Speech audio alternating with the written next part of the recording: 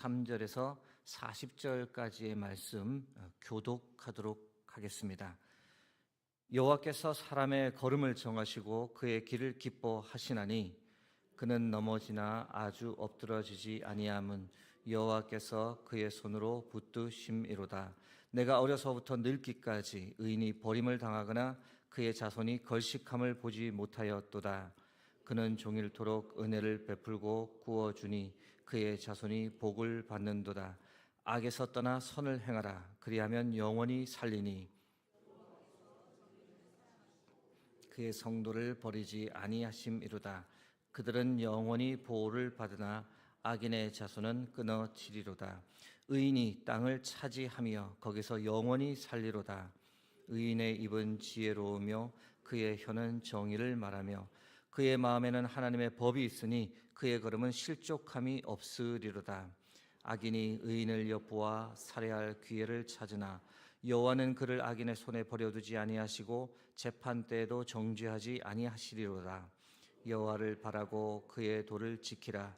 그리하면 내가 땅을 차지하게 하실 것이라. 악인이 끊어질 때에 내가 똑똑히 보리로다.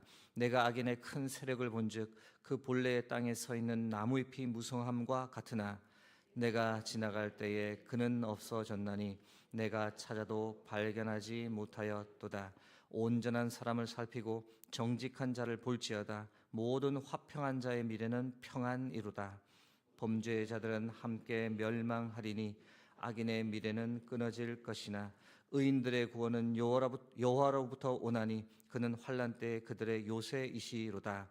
여호와께서 그들을 도와 건지시되 악인들에게서 건져 구원하심은 그를 의지한 까닭이로다. 아멘.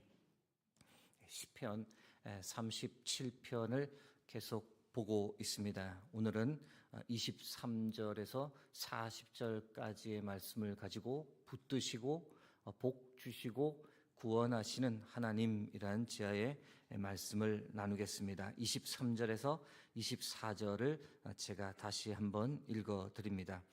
여호와께서 사람의 걸음을 정하시고 그의 길을 기뻐하시나니 그는 넘어지나 아주 엎드러지지 아니하면 여호와께서 그의 손으로 붙드심이로다. 아멘. 이 말씀 읽고 있으면 이 어떤 모습이 연상되냐면 길을 걷다가 아이가 이제 돌부리에 넘어지려 하는 그 순간에 부모님이 그 아이의 손을 붙잡고 있었던 거죠. 바닥에 완전히 엎드러지기 전에 얼른 손을 위로 확 이렇게 낚아채는 모습이 연상되는 대목입니다. 넘어지던 아이를 부모님이 얼른 일으켜 세워주시는 거죠. 여러분, 우리가 신앙생활을 하다 보면 넘어질 때가 있습니다. 사업을 하다 잘 풀리지 않아 어려움에 직면할 때도 있고, 자녀들이 우리의 기대대로 가는 것이 아니라 그렇지 못할 때 낙담이 되기도 하고, 부부간의 관계, 형제와의 관계가 회복될 기미가 보이지 않아 좀 실망스러운 때가 있습니다. 예수 믿고 나면 모든 것이 잘 되면 좋지만 대부분의 경우는 그렇지 않은 경우가 많습니다. 내 인생에서 그런 일이 일어나기를 이게 바라지는 않지만 살다 보면 넘어지는 일이 당연하게 일어나는 것이 우리의 신앙 생활입니다. 그러나 오늘 말씀이 무엇이라고 합니까? 아주 엎드러지지는 않는다. 왜냐하면 하나님께서 우리를 붙잡고 계시기 때문입니다. 잠언 24장 16절에 이런 말씀이 있습니다. 함께 합독하겠습니다. 대저 의인은 7번 넘어질지라도 다시 일어나려니와 악인은 재앙으로 말미암아 엎드러지느니라. 아멘. 사랑하는 성도 여러분, 우리 하나님께서 우리의 손을 꼭 붙잡고 계신 줄 믿습니다. 힘들고 피곤하고 때로 실패해서 낙심할 때도 우리 하나님 우리의 손을 꼭 붙잡고 계십니다. 신앙생활 하다가 넘어질 수 있습니다. 7번 계속해서 넘어지는 일이 일어날 수 있습니다. 그러나 결코 아주 엎드러지지는 않는다. 하나님께서 우리를 붙잡고 계시기 때문입니다. 이 믿음 강하게 붙잡고 오늘도 믿음으로 승리하며 살아가시길 주의 이름으로 축복합니다. 25절에서 26절 말씀 함께 합독하겠습니다. 내가 어려서부터 늙기까지 의인이 버림을 당하거나 그의 자손이 걸식함을 보지 못하였도다. 그는 종일토록 은혜를 베풀고 구워주니 그의 자손이 복을 받는도다. 아멘. 여러분, 예수님 믿는 성도님들에게 주시는 축복 중에 하나가 그 자손들이 잘 되는 복이 있습니다. 생각해 보시면 부모님이 서로 사랑하고 섬기는 모습을 자녀에게 보여주면 그 자녀들이 어떻게 살겠습니까? 부모님 닮아 행복한 삶을 살아갈 가능성이 높죠. 반대로 부모님이 서로 싸우고 서로 무시하는 모습을 자녀들에게 보여주면 그 자녀들이 어떻겠습니까? 다 그렇지는 않지만 많은 경우 이 자녀들이 부모님을 닮아 또 불행한 삶을 살 확률이 높아집니다. 여러분, 하나님을 믿는 믿음의 사람으로서 우리가 우리의 자녀들에게 보여주어야 하는 모습이 무엇이겠습니까? 기도하는 모습, 말씀을 읽는 모습, 교회를 사랑하고 섬기는 모습, 그런 모습 자꾸 보이면 이 자녀들 역시 교회를 중심으로 살게 되고 신앙에서 떠나지 않고 하나님 주시는 복을 누리게 됩니다. 디모데후서 1장 5절 말씀 제가 읽어드립니다. 이는 내 속에 거짓이 없는 믿음이 있음을 생각함이라. 이 믿음은 먼저 내 외조모 로이스와 내 어머니 유니게 속에 있더니 내 속에도 있는 줄을 확신하노라. 사랑하는 성도 여러분, 우리의 자녀들이 주 안에서 주께서 주시는 축복을 누리려면 우리가 하나님을 전심으로 사랑하는 모습을 자꾸 우리 자녀에게 보일 필요가 있습니다. 엄마 아빠는 어려울 때마다 늘 하나님께 기도하는 사람들이야. 말씀을 읽고 하나님을 사랑하고 교회를 참 사랑하는 분들이야. 그런 모습과 생각만이라도 이 자녀들에게 심겨주면 우리의 자녀들이 때로 하나님을 멀리 떠났다가도 반드시 하나님께로 돌아오고 교회로 돌아오게 되는 겁니다. 사랑하는 성도 여러분, 자녀가 가장 힘든 겁니다. 그러나 자녀들의 믿음 생활 사명으로 생각하고 살아가기를 소망합니다. 우리의 자녀들이 주 안에 거하는 삶이 가장 큰 복입니다.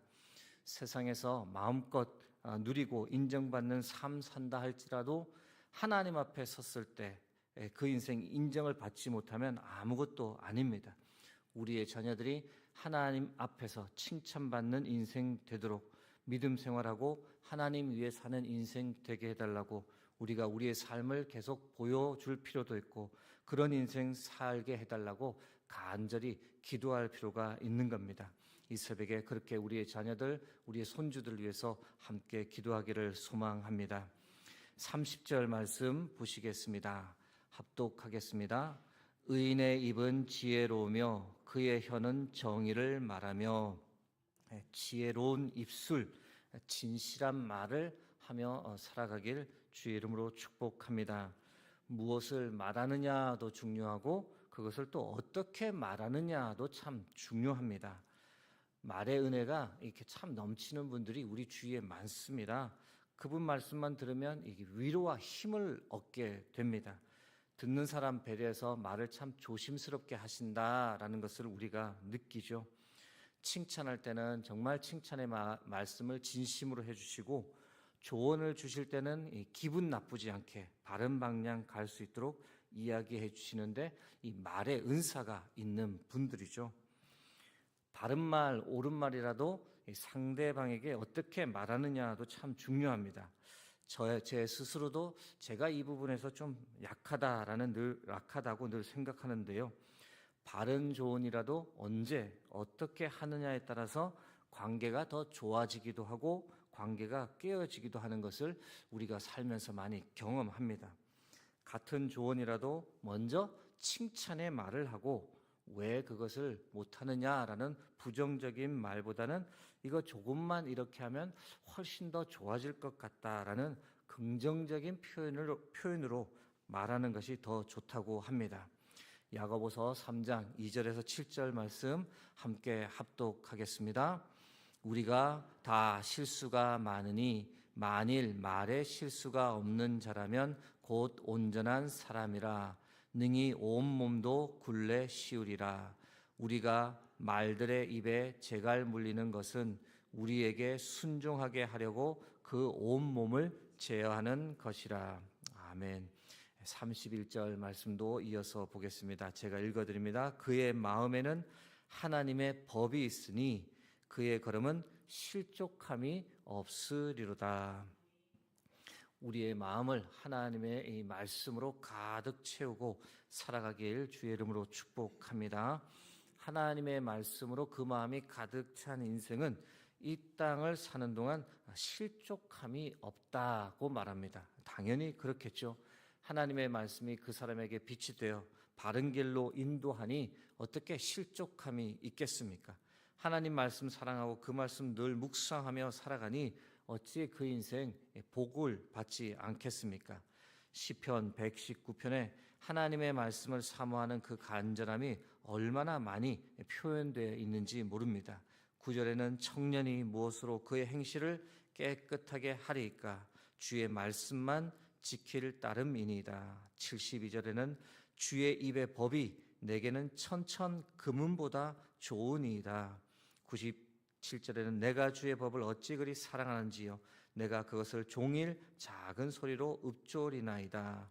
105절에는 주의 말씀은 내 발의 등이요 내 길의 빛이니이다. 사랑하는 성도 여러분, 오늘도 하나님의 말씀을 사랑하고 그 하나님의 말씀으로 내 마음을 가득 채우고 하나님을 가까이 하며 실족하지 않는 삶을 살아가는 저와 여러분이 되길 주의 이름으로 축복합니다.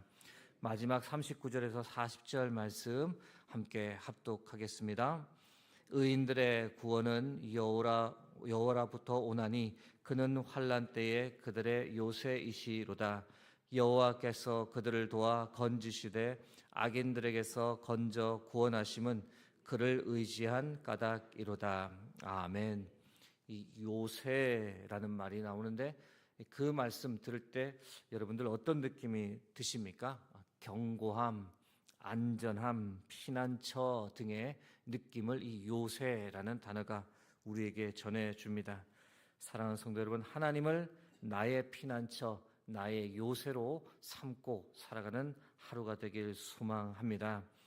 하나님을 멀리하는 인생들 끊임없이 흔들리고 두려워합니다.